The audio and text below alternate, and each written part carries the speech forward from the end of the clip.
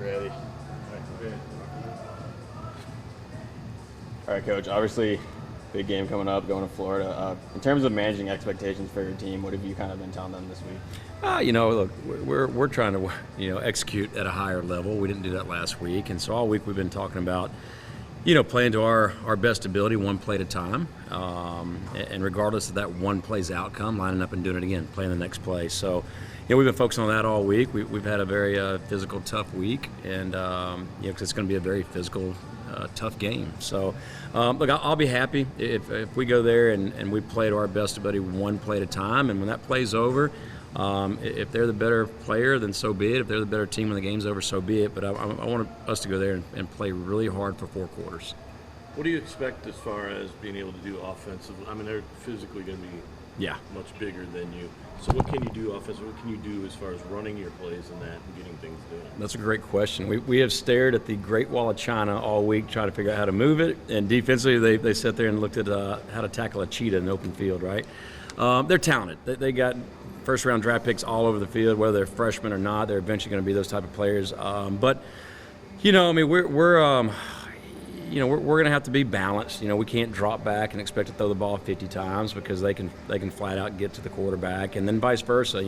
We can't be one-dimensional. We're trying to run the football every play either because they're so big and stout up front. So, we're going to have to try our best to keep them off balance a little bit, hold on to the football, chew up some clock, keep our defense off the field.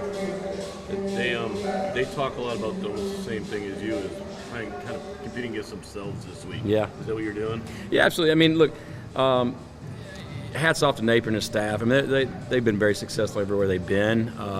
He's taken over a program that struggled over the last several years, kind of like we have here, and there's growing pains to that. Theirs is almost identical to ours, just at a different level.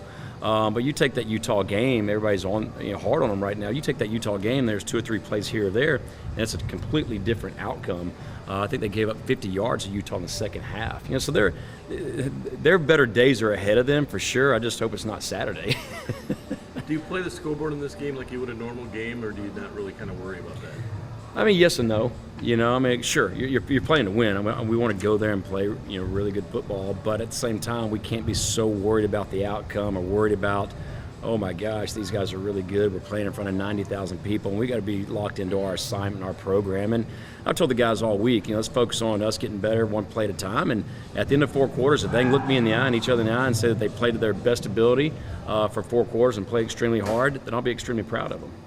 One of the strange things about this game is, in the world of NIL, it's a showcase game. Do you worry about guys going off script a little bit to kind of do that? I don't think so. Not at this point. Our guys are pretty locked in. We had a long season ahead of us. We understand no matter the outcome of this game, we still got a lot of football left to play, and it's more about us learning how to play as a team, play a complete game on both sides of the ball.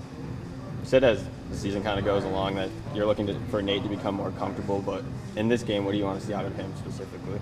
Just calm down and play ball. Play the game he loves, right? He's not going to have the perfect pass. He's not going to have the perfect call. He can't, he was so amped up last week that he was trying to do too much, So I just want him to go out there and let the game come to him a little bit and execute and have fun with it.